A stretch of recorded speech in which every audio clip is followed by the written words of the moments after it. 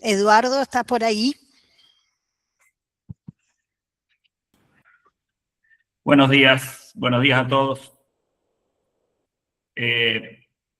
¿Podemos comenzar, Gaby?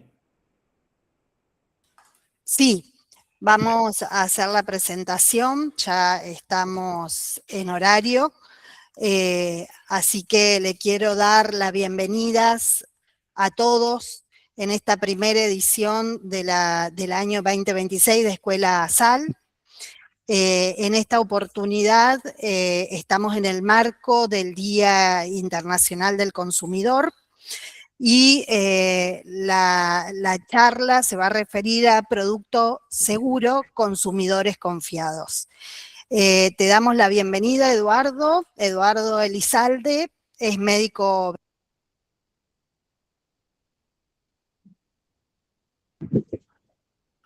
Se cortó. Soy médico veterinario. Perdón, se desactivó el micrófono. Eduardo Elizalde es médico veterinario y es el secretario de la Agencia Santafesina de Seguridad Alimentaria y va a largar esta edición con esta charla en el marco del Día Internacional del Consumidor, que fue el 15 de marzo. Muchas gracias, Eduardo, por estar. No, gracias, Gaby, por la presentación. Bueno, buenos días a todos, gracias primero por estar. Hemos tenido una convocatoria importante. Esto en realidad tiene que ser el lanzamiento de lo que son los ciclos de capacitación de la Escuela SAL, y queríamos aprovechar por un lado, digamos, lo que tiene que ver con la conmemoración del Día Mundial del Consumidor o el Día Internacional del Consumidor. El lema de este año, el lema del 2026, tiene que ver con productos seguros, consumidores confiados, y en este tema, obviamente que lo vamos a enfocar a nuestro tema, que tiene que ver con la seguridad de los alimentos, ¿no? Veo que hay muchos de nuestra red, gracias por estar, digamos, muchos de ustedes forman parte de esta gran red que tenemos justamente para tratar de asegurar de que esta confianza que tienen los consumidores no sea en vano, ¿no? O sea, lo primero que vamos a ver es por qué se conmemora o se celebra en realidad el Día de los Derechos del Consumidor. Esto tiene un origen allá en el 15 de marzo de 1962 con un discurso que hizo John Fisher Kennedy ante el Congreso de los Estados Unidos. Y fue la primera vez que se trató de manera abierta los derechos del consumidor. Luego, casi más de 20 años después, recién fue reconocido por la ONU como el día, como una jornada o el día como para difundir cuáles son los derechos fundamentales de los consumidores. Dentro de estos derechos, el primero que mencionaba en su discurso John Fisher Kennedy tenía que ver con los alimentos, pero no fue el único. El primero, o sea, dentro de los derechos, los que se reconocen principalmente son derecho a la seguridad, o sea, la protección contra productos peligrosos, o sea, productos que pueden ocasionar algún daño al consumidor. En ese momento, en realidad, ustedes piensen que estamos hablando más de 50 años atrás, ya se tenían en cuenta que había muchos productos, entre ellos algunos productos que se iban incorporando a los alimentos, los cuales producían, o sea, introducían un peligro, o sea, tenían un riesgo para lo que es el consumo o sea, de las personas. Otro derecho que se conmemora es el derecho a la información, el acceso a los datos claros, veraces, sobre los bienes y los servicios. En nuestro caso sería, si vamos a hablar de un alimento, no solamente qué es lo que tiene el alimento, sino el origen, o sea, cómo fue elaborado, si tiene o no tiene trazabilidad, si está bien o no está bien rotulado, si fue conservado o no en las condiciones que corresponde. O sea, son datos de los productos, los cuales, o sea, desde todas las autoridades regulatorias lo que intentamos hacer es que sean no solamente claros y veraces, sino que se correspondan con lo que contiene y que no sean engañosos. O sea, muchas veces se da en algún tipo de productos especiales que ponen declaraciones como si fuesen alimentos, como si fuesen terapéuticos, como si le fueran a cambiar la vida del consumidor, cuando en realidad es meramente un alimento, ¿no? ahí obviamente estaríamos vulnerando uno de los derechos de los consumidores. El derecho a elegir, o sea, la posibilidad de acceder a una variedad de productos y servicios, el derecho a ser escuchado, el tema de que cuando viene alguien con un reclamo a cualquier organismo, cuando va un reclamo hacia una planta elaboradora o cuando hace un reclamo hacia el Estado, el que tenga un medio. O sea, nosotros en la agencia por lo menos tenemos, o sea, por ejemplo, tenemos un WhatsApp que es libre, que cualquiera se puede comunicar, pero así en cada municipio y comuna donde nosotros tenemos convenios que están mucho más cercanos, digamos, al consumidor también. O sea, tienen su forma de acceder hacia un reclamo, en nuestro caso por el tema de alimentos, ¿no? También a ser escuchado en la participación en políticas que afectan al consumidor. Últimamente hemos visto que el consumidor es el menos escuchado de alguna manera en cuanto a, por ejemplo, si hay que cambiar alguna política con respecto a tal o cual cosa. Durante mucho tiempo, por ejemplo, se trabajó en una ley de etiquetado de los alimentos y luego después fue modificada por una disposición o, digamos, de alguna manera no se respetó ni siquiera el origen que tenía esa ley en su origen. Después hay muchas, como esto hay muchos ejemplos. Derecho a la reparación y compensación, reclamar frente a incumplimientos, y el derecho a un ambiente saludable, consumo sostenible y responsable, que son mucho más avanzados, pero que también parte de lo que son la elaboración de alimentos tiene una injerencia en lo cuanto a lo que es el consumo también. Fíjense en lo que estaba de avanzado en ese momento, en ese mismo discurso de 1962, que decía que consumidores somos todos. Y esto es real, o sea, todos en algún momento consumimos, o sea, no en algún momento, de manera permanente consumimos alimentos, consumimos bienes, consumimos servicios. Y esto, aunque parezca mentira, mueve la economía de un país, mueve la economía del mundo, mueve los intereses y el crecimiento y el desarrollo, no solamente como individuos, sino también de sectores productivos o de países en general. Recién les decía de que, digamos, dentro de lo que eran los derechos, el primero tenía que ver con cuidar a los consumidores sobre todos los productos de riesgo. En nuestro caso sería lo que nos enfocamos a productos alimenticios de riesgo, ¿no? Dentro del mismo discurso habla de la protección en la alimentación y medicación. Menciona que miles de productos comunes para el hogar actualmente a disposición de los consumidores contienen sustancias potencialmente dañinas. Cada año cientos de nuevos usos para productos como aditivos alimentarios, colorantes alimentarios y pesticidas salen a la luz, añadiendo nuevos peligros potenciales. Dice, para ofrecer una mejor protección y regulación legal en esta área vital, he recomendado, decía en su momento, estamos hablando del 15 de marzo de 1962, he recomendado el incremento del 25% en la plantilla del Departamento de Alimentación y Medicamentos. O sea, fíjense que se veía en ese momento que había un incremento del riesgo con respecto a los alimentos, a la incorporación de nuevos alimentos, incorporación de productos o de aditivos dentro de los alimentos. ¿Y cuál fue la reacción? Aumentar el control, o sea, aumentar, digamos, la participación del Estado en el control de esos alimentos. No fue ni desarmar un organismo, ni, digamos, dejar cesante a la mitad de los empleados de un organismo de regulación, sino que ya en ese momento dice, bueno, vamos a aumentar el control para aumentar la protección ante los consumidores. Fíjense la paradoja. 50 años después, hay países como la Argentina, por ejemplo, donde se está cuestionando la importancia de los entes de regulación y de alguna manera se están desarmando muchos de ellos. O sea, ¿qué es lo que, digamos, como paradoja?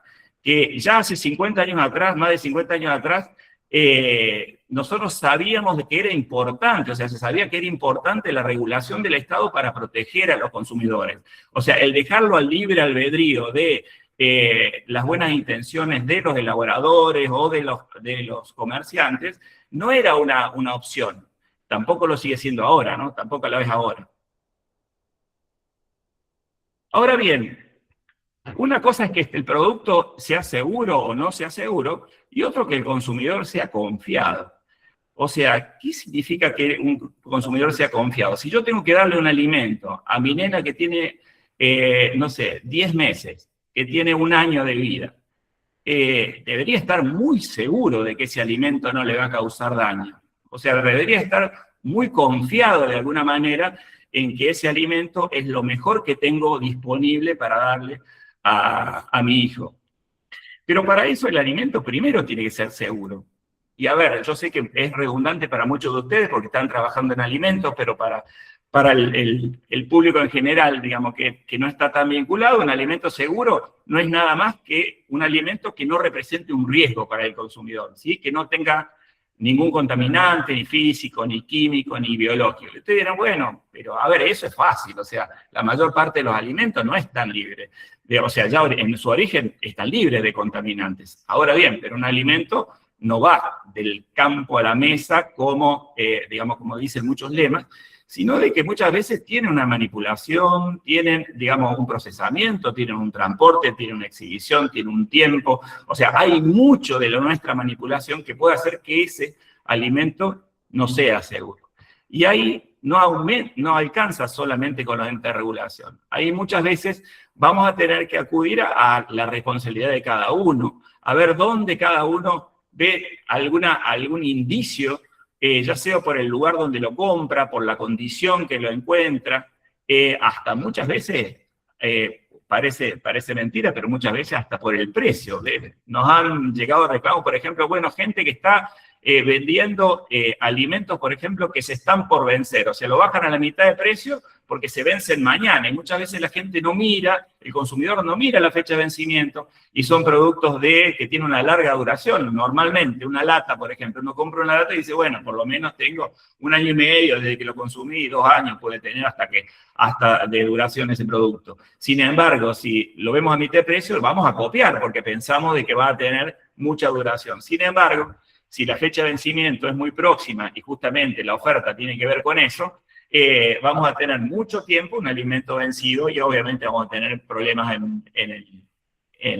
para el consumo posterior. Vimos lo que es un alimento. Y ahora, ¿qué es un consumidor confiado? Un consumidor confiado es aquel que cree que los alimentos que consume son seguros. Y ahora bien, ustedes me dirán, que creer es algo, digamos, objetivo, creer, digamos, es algo que puede ser efectivo. Creer, o sea, yo solo con la creencia puedo garantizar, digamos, que ese alimento sea seguro, y no, claro que no. Pero ahora bien, la creencia del consumidor, o sea, no es que el consumidor tenga que estar desconfiando permanentemente, sino que muchas veces la creencia de los consumidores tiene una base. ¿Por qué tiene una base? Porque en realidad hay una cadena desde el elaborador, pasando por los entes de control, hasta el que lo expone para la venta, que debería garantizar que esos alimentos sean seguros. O sea, esa creencia, esa confianza, no es meramente una cuestión de fe. Esa confianza, en general, se construye. O sea, un consumidor construye la confianza en que un alimento es seguro. ¿Por qué? Porque seguramente pasó por controles desde el origen hasta el momento de la exposición, incluso la conservación dentro del punto de venta. O sea, y esos controles efectivos, ¿cómo se verifican? ¿Cómo lo debería verificar cada consumidor? Y la verdad que no. O sea, un consumidor justamente debería confiar en que esos controles se dan independientemente de si cada consumidor verifica o no, digamos, la inocuidad del alimento. Si no, sería imposible consumir absolutamente nada. Nosotros vemos los alimentos, pero ustedes imagínense si nosotros cuando compramos un vehículo, por ejemplo, compramos un auto, nosotros tenemos que verificar cuando compramos el auto, bueno, vamos a verificarlo antes de comprarlo, si los frenos, si el motor, es un auto nuevo, si los frenos, si el motor, si va a arrancar, si no va a arrancar. No, se supone que eso ya está verificado. Bueno, con los alimentos pasa lo mismo. Con los alimentos pasa exactamente lo mismo. Otra cosa importante que le da herramientas al consumidor es la transparencia de la información. Ya vamos a ver cómo podemos garantizar la transparencia y cómo en algunos casos el consumidor debe, o sea, puede verificarla, puede contrastarla y en otros casos no.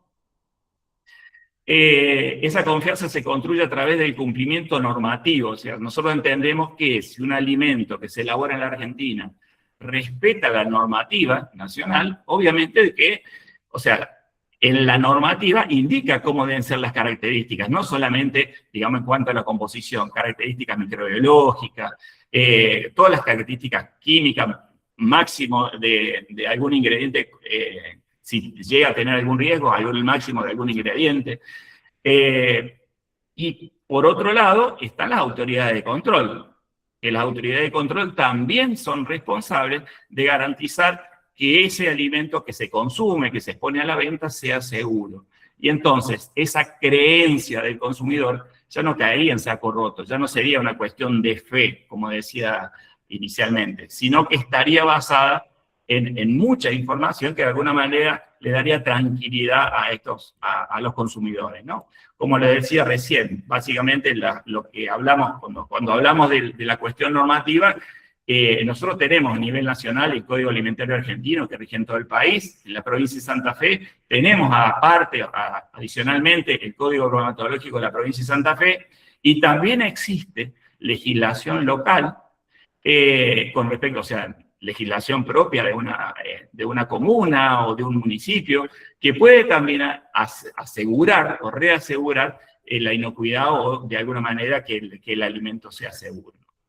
Dentro de esta normativa hay distintos niveles digamos, de responsabilidad en cuanto a la aplicación de la normativa o hacer cumplir la normativa. Obviamente que el elaborador es el primero que tiene que cumplir con la normativa, pero también existen organismos como el nuestro, los cuales tienen competencias para hacer cumplir la legislación.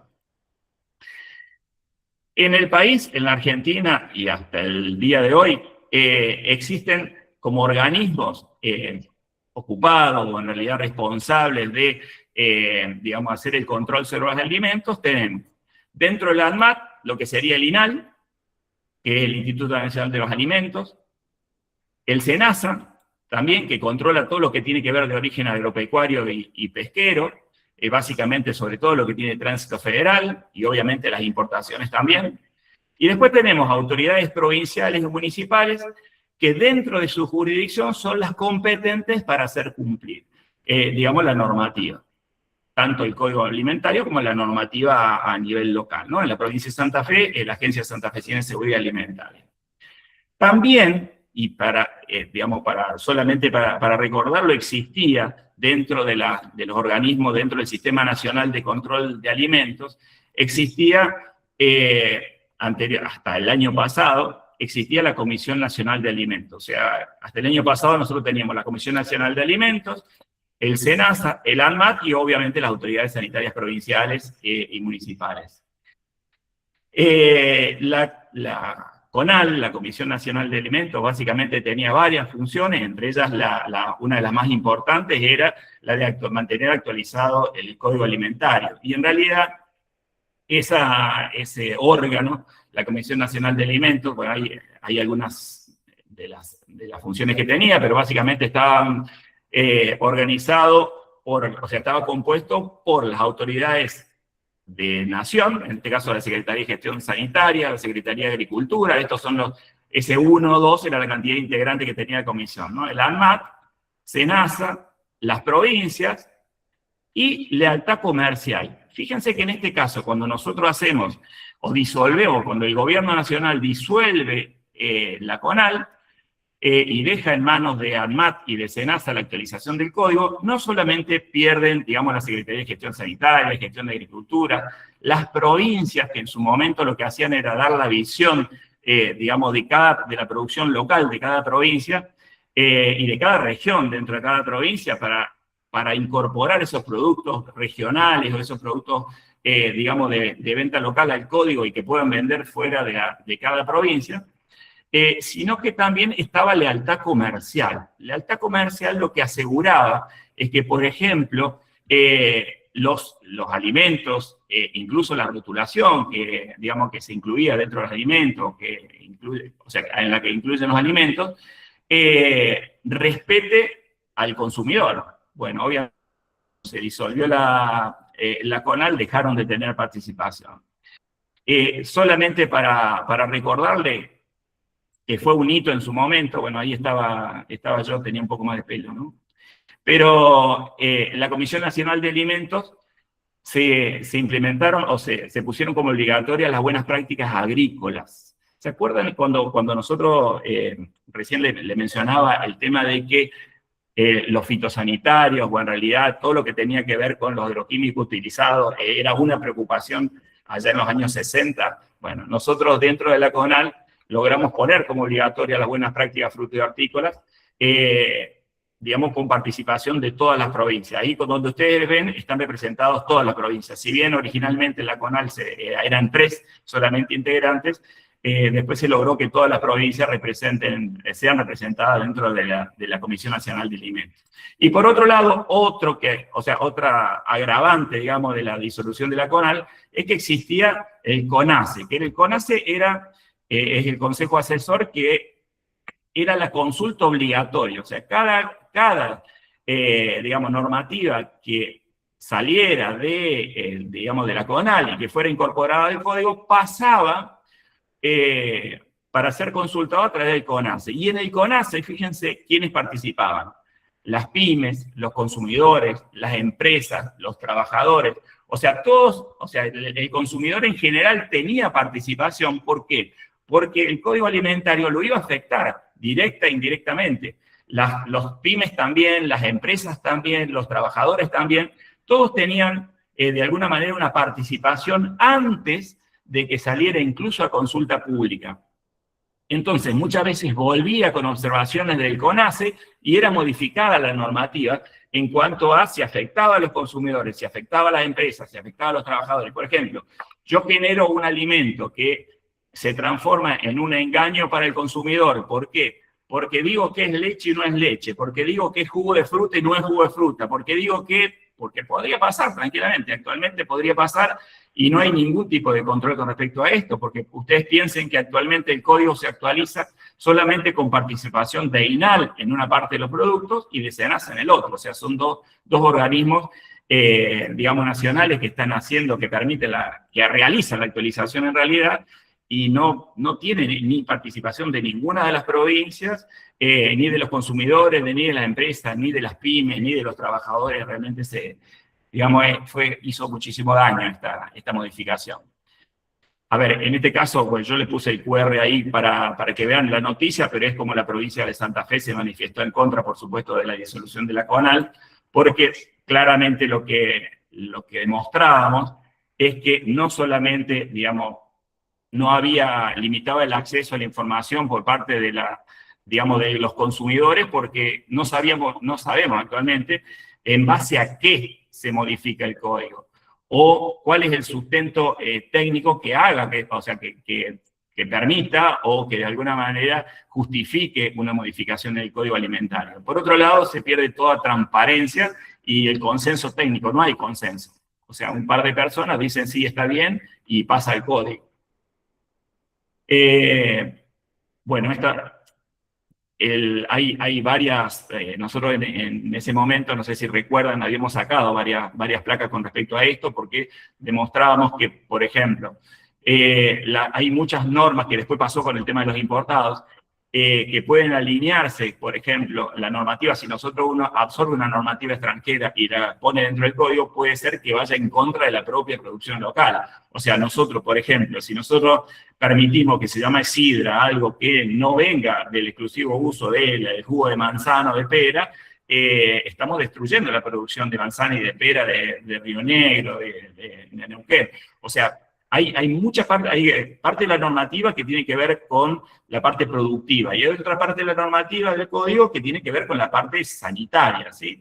Muchas veces el código se modifica, la parte sanitaria se modifica por requerimientos especiales. Por ejemplo, en la Argentina se fortifica la harina, no en todo el mundo se fortifica la harina, no se yoda la sal en todo el mundo. O sea, el límite máximo de sodio, por ejemplo, de sal agregada, no se establece en todo el mundo de la misma manera. O sea, la Argentina los organismos técnicos y sanitarios de la Argentina lo que hicieron es hacer estudios poblacionales, los cuales determinan que es necesario, por ejemplo, la iodización de la sal, que es necesaria la fortificación de la harina, que es necesario, bueno, cada una de las modificaciones que se realizan en el código no es una cuestión meramente administrativa. No es que, no sé, Eduardo pide porque le conviene que salga, que cambie un artículo para que el producto tenga menos contenido de jugo, por ejemplo, de leche o lo que fuera, y que se apruebe de la misma manera. Entonces, bueno, le vamos a hacer el favor a Eduardo y le ponemos.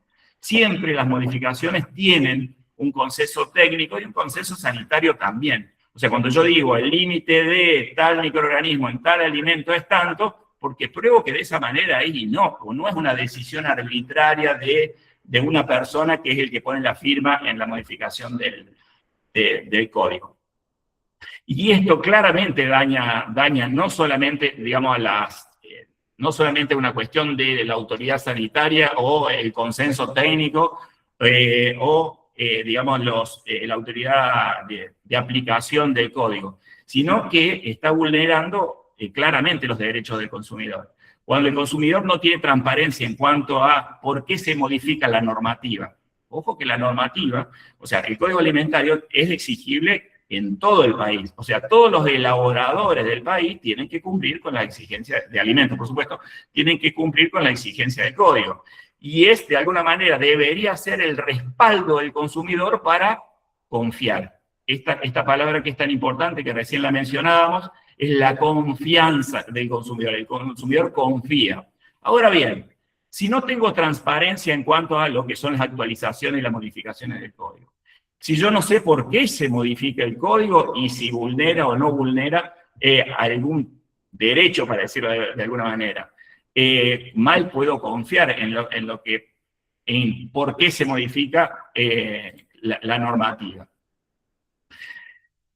Ya yendo a lo que son los organismos de control, o sea, volviendo a los organismos de control, nosotros hablábamos de los organismos nacionales, y que después existían, en cada provincia existe un organismo provincial que es el responsable de la aplicación, de exigir la aplicación del código alimentario. Igual, o sea, para el consumidor vendría a ser para que el alimento, garantizar que el alimento que se brinda, que se expende, que se ofrece, sea seguro, ¿no? Si bien el principal responsable es el elaborador, no es la autoridad sanitaria, sino que en cada provincia van a encontrar que hay una autoridad sanitaria. Por ejemplo, en la provincia de Santa Fe es la Agencia Santafesina de Seguridad Alimentaria, ¿sí? La Agencia Santafesina de Seguridad Alimentaria es un organismo descentralizado que está dentro del Ministerio de Salud y que promueve la seguridad alimentaria, la salud pública y también garantiza la información para productores, elaboradores y para los consumidores.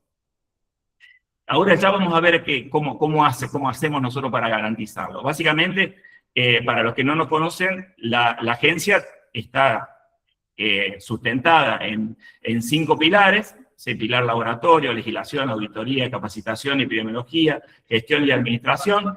Todo eso está atravesado por la informática. O sea, nosotros ya desde 2007 que se implementó el sistema informático en la agencia, fue el primero, obviamente, que hubo en el país, fue el primer gobierno electrónico, a partir del cual todos los trámites, todos los expedientes se hacen de manera electrónica. Eso brindó, o brinda en realidad, transparencia, que es lo primero uno de los primeros objetivos desde la creación de la agencia, ¿no? La agencia, la parte más, de alguna manera, más importante, para decirlo de alguna manera, todo es importante, pero lo que la hace más significativa es la llegada territorial. La agencia está distribuida en 14 regionales y tenemos más de 213 convenios, ¿sí? Pero llegamos directamente a todos los municipios y comunas, ahora municipios, de la provincia de Santa Fe. Esa territorialidad hace que en cada municipio o en cada comuna haya una persona que es la responsable del área de alimentos. Y esa es la fortaleza más grande. La fortaleza más grande es que yo estoy no sé, en Cañada de Gómez, estoy en Rufino, estoy en San Justo, estoy en cualquier lugar de la provincia de Santa Fe y voy a tener un área local de alimentos. La fortaleza no es la oficina central o la agencia central de la agencia de la sal, sino es que en cada lugar hay una persona, en cada lugar de la provincia de Santa Fe hay una persona la cual, más allá de estar, digamos, de ser el responsable, está comprometido con la seguridad de los alimentos. O sea, con eso nosotros ¿qué es lo que queremos hacer? Que la confianza de ese consumidor, que es la que evaluábamos recién, no sea en vano.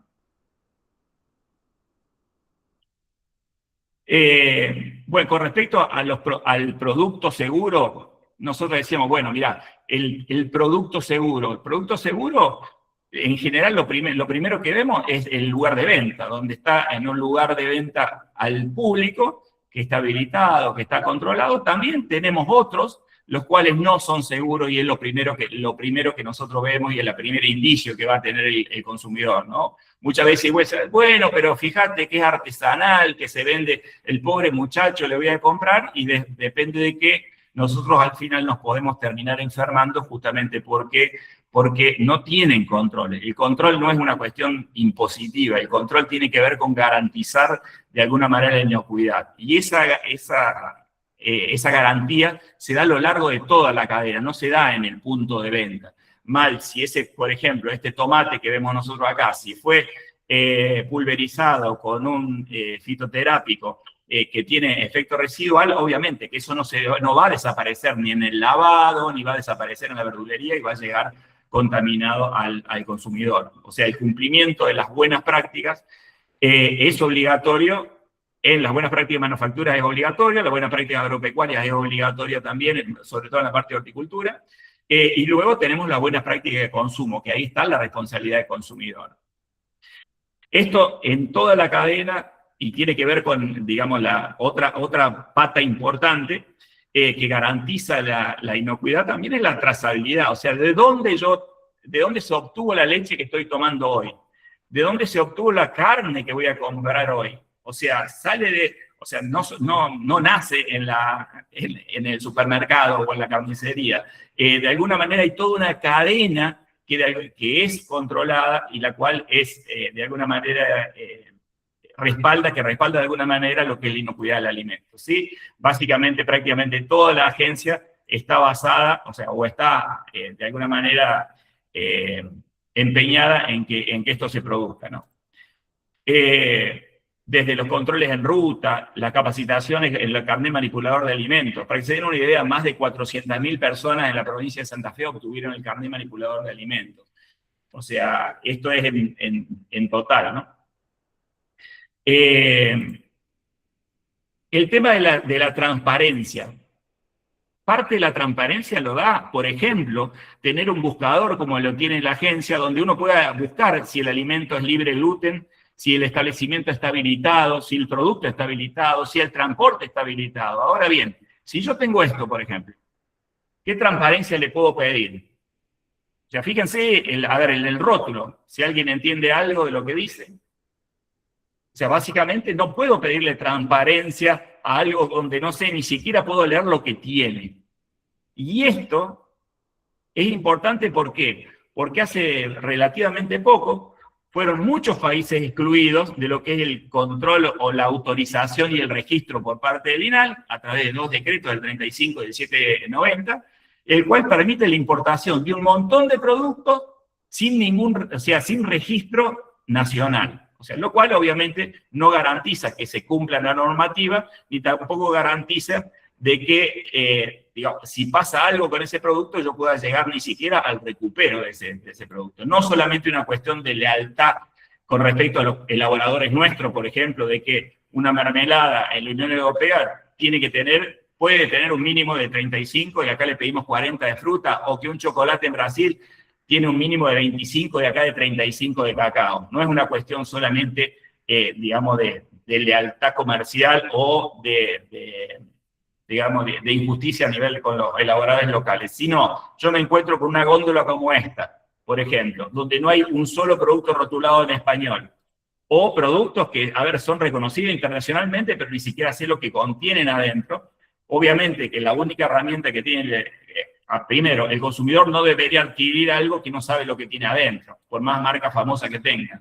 Otra herramienta que tenemos desde la agencia es la creación de las alertas alimentarias, que es la forma también de informar al consumidor. Esto fue muy llamativo, fue unas masitas de Brasil que se importaron directamente de Brasil, pero no sé, obviamente, como es del Mercosur, pudo ingresar sin ningún tipo de registro, y mucho tiempo después se dieron cuenta de que el alimento decía que era libre de gluten. Sin embargo, en los ingredientes tiene harina de trigo. Otra cosa muy grave es, por ejemplo, los consumidores para consumo directo pueden directamente importarlo y no intervienen, no hace falta ni avisar a alguien, nada. Uno puede importar de cualquier lugar del mundo, puede importar un alimento para consumo propio. Y este fue un retiro que salió hace poquito, bueno, fue en noviembre del año pasado, de una fórmula infantil, la cual tenía Clostridium botulinum adentro. Y por Amazon se vendió a gran parte del mundo, entre ellos la Argentina. Y la única forma que tenemos de avisarle a la gente, porque no tenemos registro de que haya ingresado, es a través de los medios. ¿Sí? Imagínense una fórmula infantil con Clostridium botulinum. ¿Sí?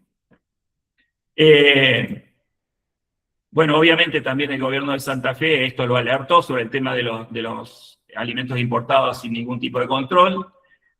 Y con respecto al resto de los productos, el resto de las alertas que nosotros sacamos, en general tiene que ver con problemas de inocuidad o con problemas digamos, de falta de trazabilidad. O sea, falta de trazabilidad quiere decir no sabemos quién lo está elaborando, entonces comunicamos y sacamos el alerta. La comunicación para nosotros es una de las herramientas principales, por eso van a ver que nosotros, más allá de sacarlo en la página, por supuesto, sacamos en las redes sociales, por eso es importante el que no esté en la red social, que se una a nosotros en Instagram, en Facebook, en la red que prefieran utilizar, porque la comunicación, estar comunicado permanentemente, hace de que en muchos casos, nos llaman y dicen, che, mira, yo tengo en mi poder esta leche nido tal cosa, esta NAN tanto, yo tengo el cremón de la Serenísima que es tal cosa que del mismo lote, y nos alertan y se pueden ir a buscar y se puede indicar cuáles son las acciones que se tienen que hacer. Y la herramienta más poderosa digamos, que nosotros tenemos, más allá de la comunicación, es la educación. En la página, no es más allá de esto, o sea, yo por eso lo felicitaba al principio de estar presente. Nosotros lo tomamos a la escuela como, digamos, como una herramienta indispensable para construir salud. Para nosotros los temas y campañas, si ustedes pueden bajar el material, difundirlo en las redes, ustedes van a ver que nosotros en el tiempo lo que hacemos es, digamos, ir priorizando. Por ejemplo, ahora va a venir la época de carneadas, digamos que viene el otoño y empezamos con el tema de triquinosis. Después en el verano los alimentos no toman sol y así vamos priorizando. Pero eso no quiere decir que ustedes no lo puedan difundir en cualquier momento dentro de sus redes, dentro de su ámbito. Y obviamente inscríbanse en la escuela en todos los cursos digamos, los cursos que nosotros vayamos dando, ¿no? Solamente para mostrarle algunas de las cuestiones, estos son números del año pasado. Tenemos inscritos casi 2.000 establecimientos elaboradores de alimentos que venden en todo el país, y la gran parte exporta también. En las 84 establecimientos elaboradores de envases, 105 de domis sanitarios. 28.000, casi 29.000 productos alimenticios registrados. 42.000 carnets de manipulador se dictaron en un solo año. Hay 11.000 camiones o unidades de transporte de alimentos habilitados. Casi 4.000 muestras se analizan por año para detectar a través del plan de vigilancia para ver si los productos que se comercializan en la provincia de Santa Fe son seguros o no. Se realizaron 1.260 auditorías en ruta. Todo esto es gracias a los convenios con municipios y comuna, al trabajo de cada municipio y cada comuna que está trabajando en red.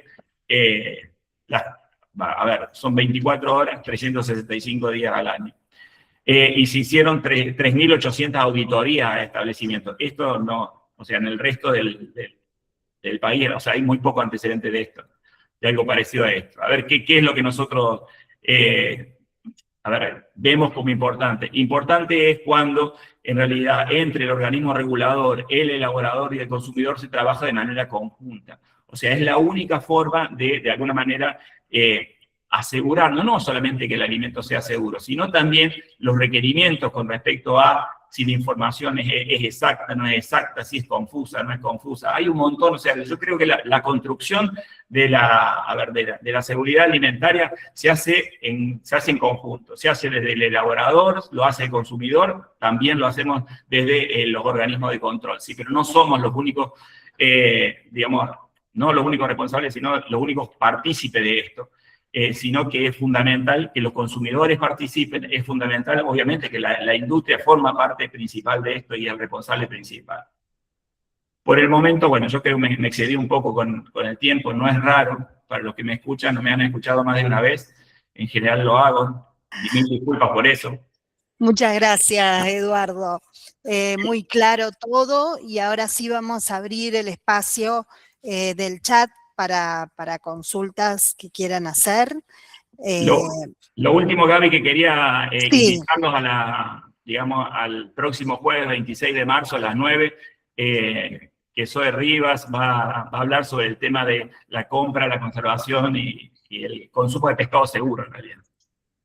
Perfecto, sí, quedan todos invitados el 26, ya se pueden inscribir, están abiertas las inscripciones, así que si tienen alguna consulta, los leo en el chat.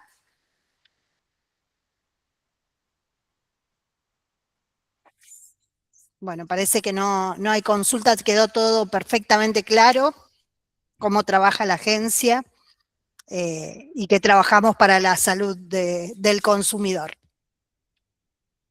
Bueno, muchas gracias a todos por participar y los esperamos el próximo jueves. Gracias, Eduardo, por haber estado en esta apertura.